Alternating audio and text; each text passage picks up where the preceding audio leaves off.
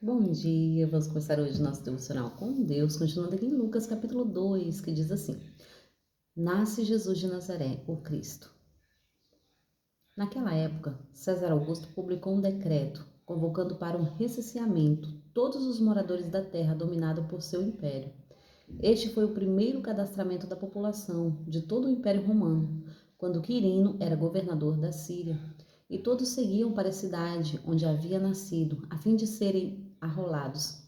Por isso, José também viajou da cidade de Nazaré da Galileia para a Judéia até Belém, da cidade de Davi, porque pertencia à casa e à descendência de Davi, e partiu com o propósito de alistar-se juntamente com Maria, sua esposa prometida, que estava grávida. Enquanto estava em Belém, chegou o momento de nascer o bebê, e ela deu à luz a seu primogênito, envolveu-o com tiras de pano e colocou sobre uma manjedoura, pois não havia lugar para eles na hospedaria. Nas proximidades havia pastores que estavam no campo e que, durante a noite, cuidava do seu rebanho.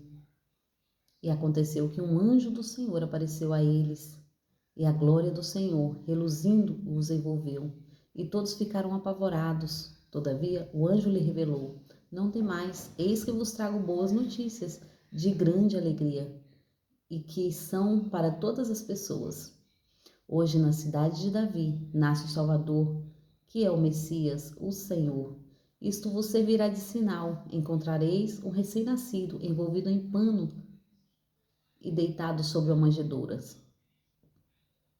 E no mesmo instante surgiu uma grande multidão de exército celestial que se juntou aos anjos e louvaram a Deus, entoando: Glória a Deus nos mais altos céus e paz na terra, as pessoas que recebem a sua graça. Quando o anjo partiu e foram para os céus, os pastores combinaram entre si: Vamos até Belém e vejamos estes acontecimentos que o Senhor nos deu a saber. Então correram até o local e, chegando, encontraram Maria e José e recém-nascido, deitado numa manjedoura. E depois de contemplarem, comunicaram a todos que lhe foram revelados a respeito daquele menino. Ao ouvirem o que os pastores relatavam, ficaram sobremodo assustados. Maria, contudo, observava silenciosa todos os acontecimentos e refletia sobre eles em seu coração. Os pastores retornaram glorificando louvores a Deus por tudo quanto tinha visto e ouvido, assim como lhe fora predito. Amém, né? Que palavra maravilhosa, porque aqui a palavra do Senhor vai nos relatar o nascimento de Jesus, né?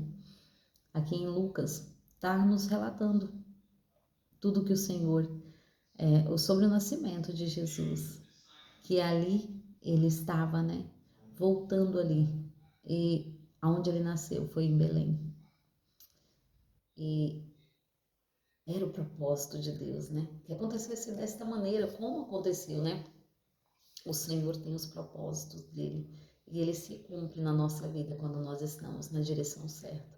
E Maria e João estavam na direção que o Senhor tinha lhe ordenado, né? E aqui vai nos contar também a história desses três homens, esses três pastores de ovelhas, que estavam ali no campo a trabalhar, porque eles passavam a noite cuidando das ovelhas, né? E aqui vai dizer que o céu se abriu e o anjo desceu e para anunciar as boas novas do nascimento de Jesus. E não só isso, né? Ainda assim, apareceu uma multidão louvando e adorando o Senhor. Louvores, honra, né, ao nome do Senhor nosso Deus. Toda honra, todo louvor, toda glória seja para Ele, né? Que dádiva que esses três pastores tiveram, né? De não só ouvir o anjo, não só de ver o anjo, mas também de ouvir aquela multidão louvando e engrandecendo a Jesus, que é Rei sobre Rei, Senhor sobre Senhor, né? Esse mesmo Jesus que aqui é o nascimento dele, que mais na frente, né? Ele dá a sua própria vida por amor a nós. Ele nos dá a salvação eterna em Deus, né? E aqui vai nos relatar sobre o seu nascimento, porque Maria ali, ela fica observando tudo que aqueles 3 homens que foram, né, até lá para ver Jesus. Esses 3 pastores de ovelhas, simples pastores de ovelha. Então, o Senhor nos mostra aqui que Ele usa pessoas simples. Muitas vezes, as pessoas querem estar em alto patamar, né? Mas o Senhor capacita os escolhidos.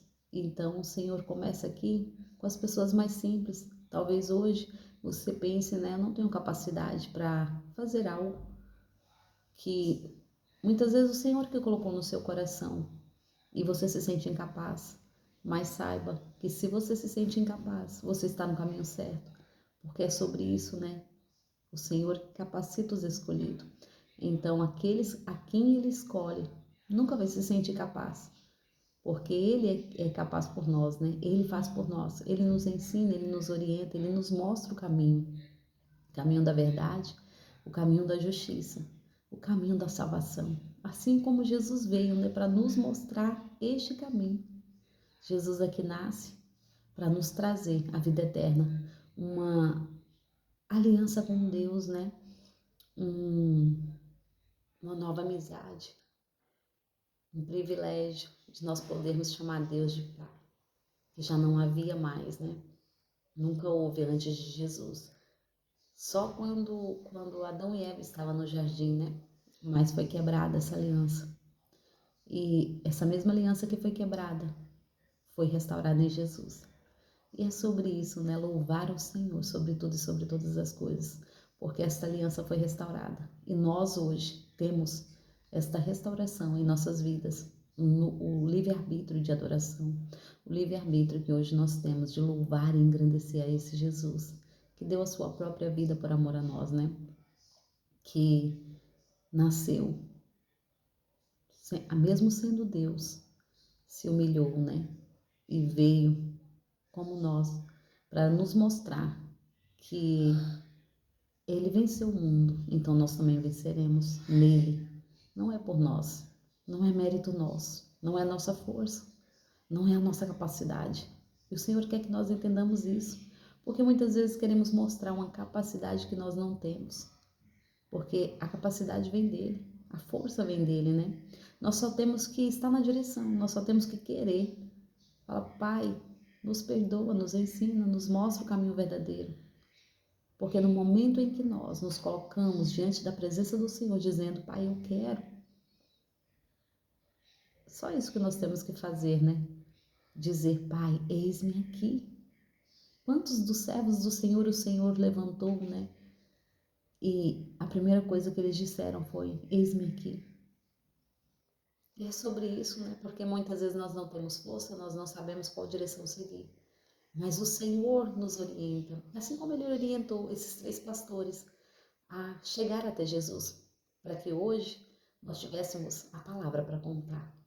Então é sobre isso, é sobre levar o nome dele. Não é sobre o nosso nome, não é sobre a nossa história, mas é sobre a história dele, o que ele fez por nós, o que ele faz na nossa vida. A transformação, quando nós contamos sobre nós, é sobre a transformação que ele fez e faz em cada um de nós. Porque isso sim merece ser contado, porque é sobre ele, é sobre por onde ele passa, as vidas mudam.